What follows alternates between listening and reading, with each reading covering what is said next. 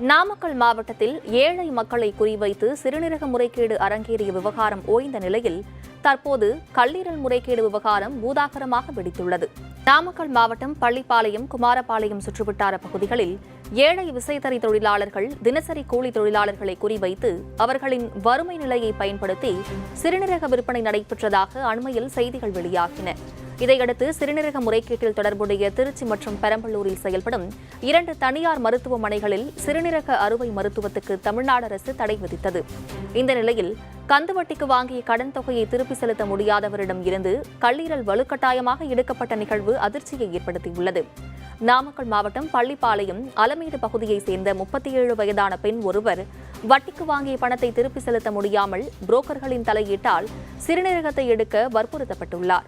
மருத்துவ காரணங்களுக்காக சிறுநீரகத்தை தானமாக தர முடியாதது தெரிய வந்ததால் அப்பெண்ணின் கல்லீரல் எடுக்கப்பட்டுள்ளது.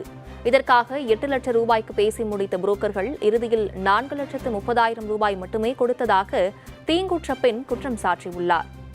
நான் இது மாதிரி செக்கப்புக்குன்னு கூட்டிட்டு போன இடத்துல கிட்னிக்குன்னு சொன்னாங்க. நான் கடன்லாம் சால்வ் பண்ணி விட்டுறோம் அப்படின்னு சொன்னாங்க.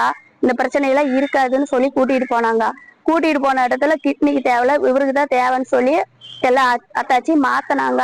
மறுநாள் ஆபரேஷன் பண்ணி எந்த இதுவுமே இல்லாம கான்ட்ராக்டர்லாம் எல்லாமே இது பண்ணிட்டாங்க. செக்கப்புக்கு எல்லாத்துக்கும் கூப்பிடுவோன்னு சொன்னாங்க. எதுக்குமே கூப்பிடவும் கிடையாது.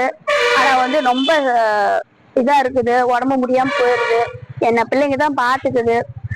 ஜிஹெச் ஆஸ்பத்திரியும் போய் முடியலன்னா போய் பாக்குறது பிடிக்கிறது இருக்குது. அவங்க எல்லாமே டெஸ்ட் எடுக்கிறாங்க, ஆனா ஒண்ணும் இல்லைங்கிறாங்க.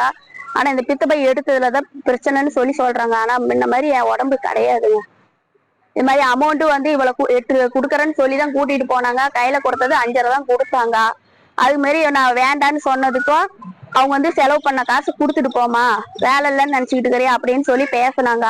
அதனால சரின்ட்டு நாங்க எதுவுமே பேசல. ஏன்னா ஆதரவு இல்லாதனால நான் எதுவும் பேசல. நானும் சரின்ட்டு கம்முன்னு விட்டுட்டேன்.